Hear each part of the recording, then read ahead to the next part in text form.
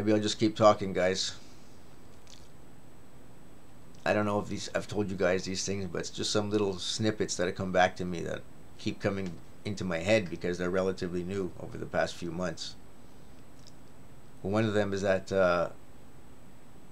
my mother was caught climbing out of her window onto the car. And I think she was doing that every night or regularly. The sun would go down. She'd go into her door, into her bedroom, I remember, and she'd lock the door and she'd say, "I don't want to be bothered." And we were okay with that, of course, right? I mean, for me, it meant once my mother would close the door, I can cause trouble. I can start smoking weed out my window. My father was not around. He was always on business. Really, he was living downtown where I live now, I find out. But, you know. So, the neighbor caught my mother, and it became a little issue. So they had to explain it to me, and they had to use the lie that my mother forgot her keys and she was climbing in.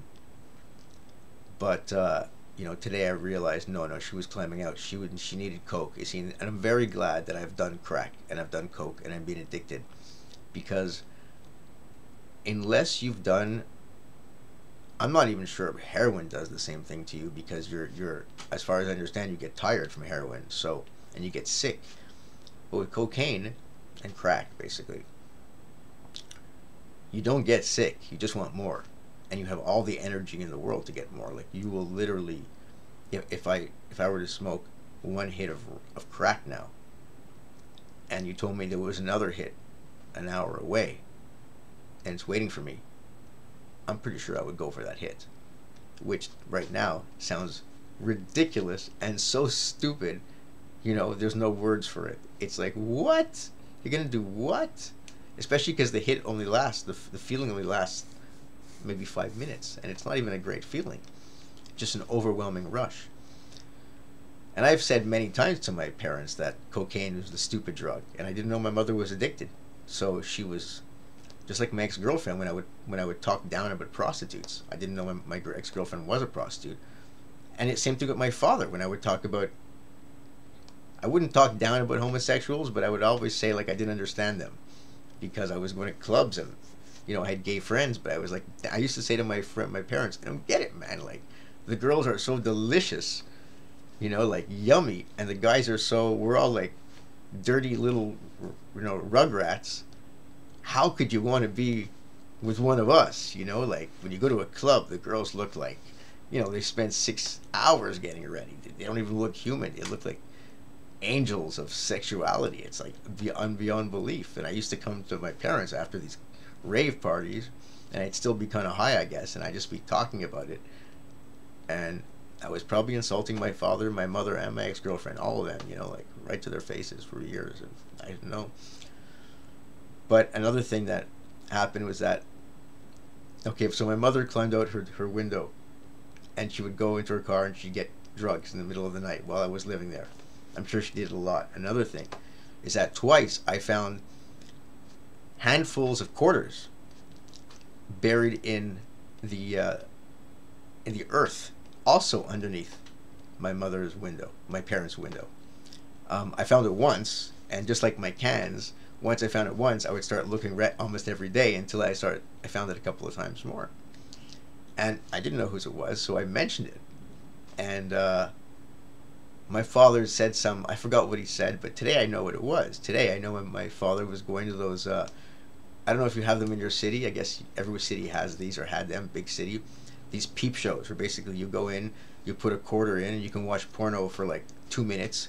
So you're always filling these things with quarters. But really what it is a place where you go with your, well, if you have a girl, you go with there just to like screw her in a little booth, or there's prostitutes down there. Sometimes you can pay them, and there's a lot of gay sex down there.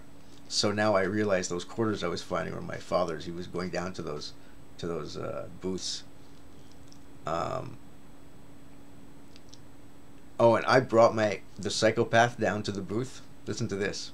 And she was giving me oral sex in the booth, and the door opened, and because she's a prostitute, I saw her, she had to hold herself back not to kiss him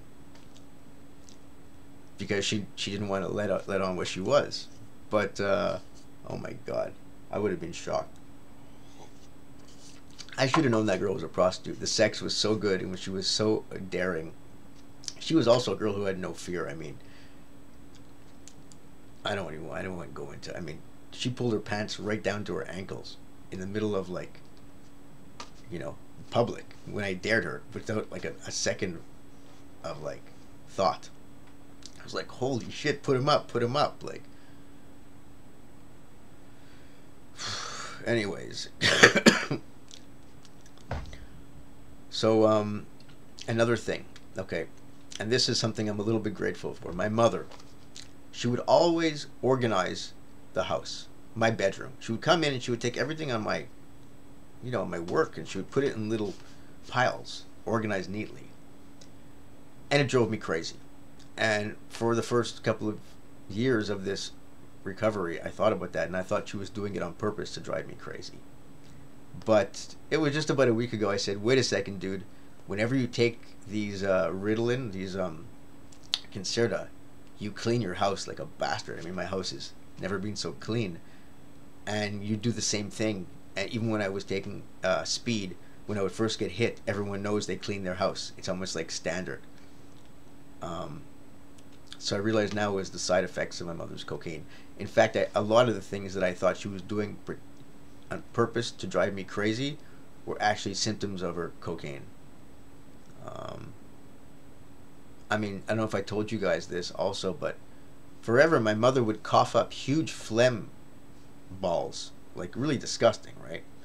And she would say it was from her histoplasmosis that she had when she was a child, encephalitis. But the histoplasmosis, she said she got a fungal disease, and it's forever she's going to have this.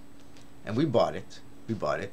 But that was one of the first things I realized that she was doing crack, because I was realizing that when I was doing speed, I was getting that. And that's when I realized that when she told us about the histoplasmosis, she used to look so guilty. See, that's the thing. I would look back now, and a lot of the times that she looked guilty, I thought she was looking angry at me. Or when she was angry at herself, or she was just feeling uncomfortable because of her state of mind. Because when you're coming down on cocaine, or even when you're going up on cocaine, and you're amongst people who are not, and you have to hide it, it's not a comfortable feeling. I mean, it's like the opposite of marijuana if you've never tried it. I mean, I just don't like that drug. It's just an addiction. It's just an escape. You know, it's not like ecstasy or speed or mushrooms where you have a big trip and you're gone for a few hours and you have a great or a bad time, but that's it. The drug. With coke and crack, you're always doing the drug. It's like constantly. You don't take a break, really. It's like eating or drinking. It's like drinking, where you're always drinking. You know what I mean? You never really if you're at a bar, you don't really stop drinking. You drink all the way through it. That's the way cocaine is, and I don't like drinking or cocaine. But anyhow, so I realized that my mother would, when she would scream at us, when she would organize my room, it was just the side effects of her coming down.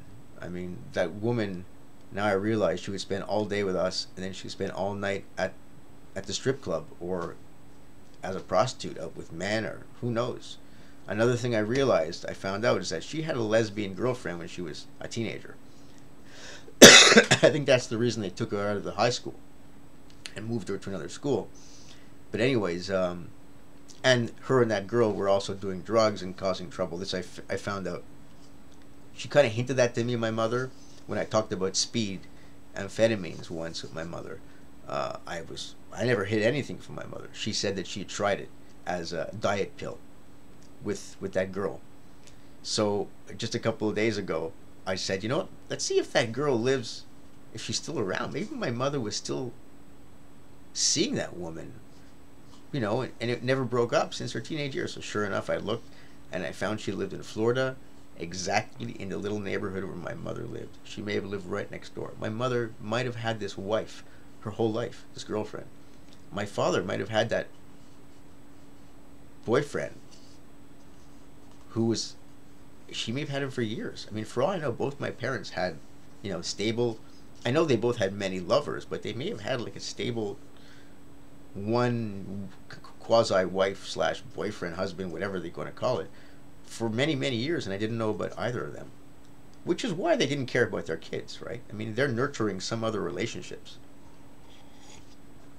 You know, they're spending their days doing stuff that they can't talk about. How could they ever really develop a rapport or a relationship with their kids? They didn't. All they wanted us was away, but since they couldn't get us away because it would look bad on them, well, then they decided to use us for various reasons. Another thing, my brother made a deal with my grandparents and with my parents when he was involved with the molestation, they brought me to the child psychologist because I was not a victim. They just wanted to see if I was a victim.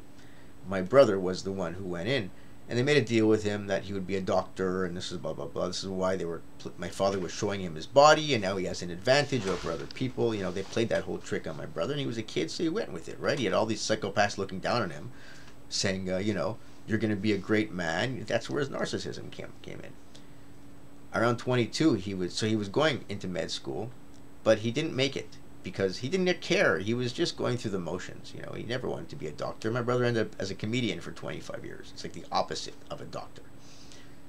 And he was not a healing kind of guy. I mean, really. He was narcissistic, so, you know, he just did not have that in him. End of the day, he left med school. My mother took that money. There was money aside from my brother, and she took it and she was using it to pay me off. She would make me lose my job. She would screw me up behind my back, or using manipulations and tricks, and then I would come crying to her that I'd be traumatized because all of a sudden I'd have nothing. I wouldn't understand really what happened, and then she would disappear. I didn't see it really, because then she'd come back when I would start screaming and crying. She comes and goes, here you are. Here's $2,000. You know, it'll set you up. You'll pay your rent. Go find another job, and I would do it. And I would find another job and have another career. But she would do that to me every couple of years. And I didn't see it because I guess every time I got a new job, I had more fun, right? I learned new stuff. I never really suffered because she would pay until I got a new job. I was able to get more jobs. It's just why I'm telling you guys I just don't feel I want to get another fucking job. And my brother was there to like tell me, they're crazy. You know, he was gaslighting me to cover what they were truly all about. But he didn't know how bad they were.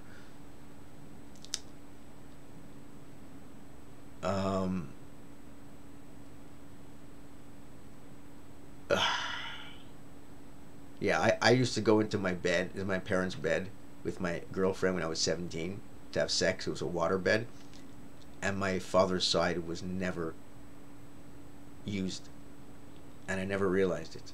And I don't even think my mother was sleeping there. It was only like there was one little curve bent over. I think they both had another house. It was basically my father's place. My mother would go there whenever she was, you know, it was their hanging, it was their crash pad, it was their psychopathic little den somewhere downtown where they never had to grow up. And that's one thing I can tell you about my parents. You know, I could not speak to them today because I would be speaking to children, and there would be just no communication that wouldn't frustrate me and make me just want to scream and curse myself for being born to them. And this is the real tragedy, that even though I've forgiven them on a lot of levels, I'm trapped knowing that they're around and I can't even speak to them. And anyways, that's all I'm going to say.